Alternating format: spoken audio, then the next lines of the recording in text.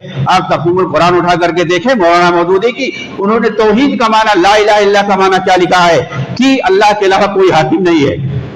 आज तक 1400 साल से इसका सब लोगों ने यही मतलब समझा कि अल्लाह के अलावा कोई माबूद बरहक नहीं है, कोई इबादत के लायक नहीं है।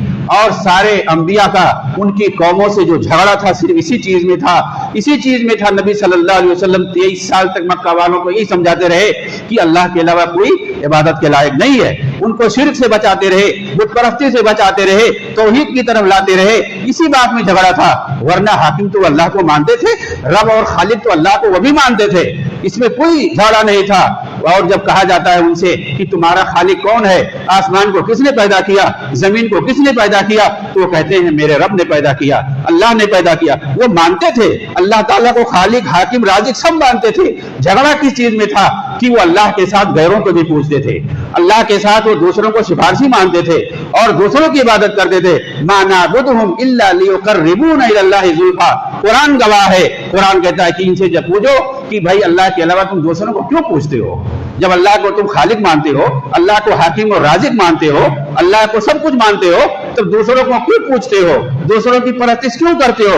तो वो कहते हैं कि ये बुजुर्ग है, अल्लाह के यहाँ इनका जो है बड़ा मर्तबा है, हम इनको पूछते हैं, इनकी हम तो इनको सिफारिशी बनाते हैं ताकि ये हमारे लिए अल्लाह के यहाँ सिफारिश कर दे और हमें भी अपने साथ जन्नत में ले जाए। ये आज भी ऐसे मुसलमान पाए जाते हैं। तो ये कब होगा? तो इन लोगों ने तौहीद की जो तफसीर कर दी उसको हाकिमियत से कर दिया ताकि इबादत वगैरह का झगड़ा ही ना रह जाए। जिसका दिल कहे वो जैसा इबादत करे, जिसका जी चाहे वो शिर्क बिदात करे, जिसका चाहे वो तौहीद पे रहे, जिसका चाहे वो सुन्नत पे रहे, जो चाहे जो सहाबा को गाली दे, जो चाहे जो सहाबा को अच्छा माने, इससे कोई झगड़ा नहीं है, इसमें कुछ नहीं है। वो क्या करे, आए हुकूमत करें।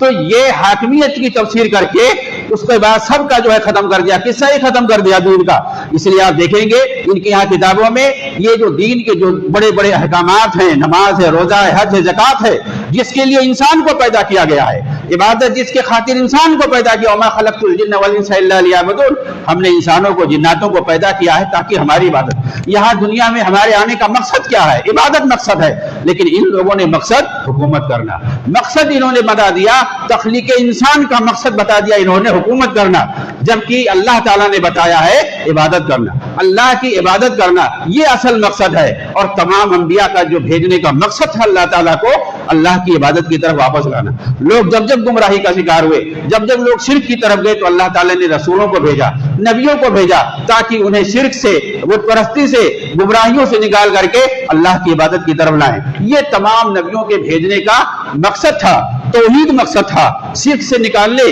और बिदात और खुराफात से निकालने। लेकिन इन लोगों ने बताया ये जो सैयद कुतुब है, ये मौदूदी है और ये इसरार है, इन लोगों ने बताया कि अल्लाह ताला ने नबियों को भेजा था हुकूमत कायम करने के लिए। नौज़ुबिल्लाह। कहते हैं कि कुछ लोग कामयाब हो गए और कुछ लोग नाकाम हो गए। अंबिया को भी ये लोग नाकाम बता रहे हैं। कुछ लोग कामयाब हो गए, हजरत मूसा है, हजरत सुलेमान है और आखिरी पैगंबर नबी साहब मोहम्मद सल्लल्लाहु अलैहि वसल्लम कह रही, और बाकी 1 लाख से ज्यादा तादाद है, सब नाकाम हो गए। क्या नबी को कोई नाकाम कह सकता है? सबसे बड़ा जो गुमराह होगा वही कहेगा कि नबी का हम नाकाम हो गए।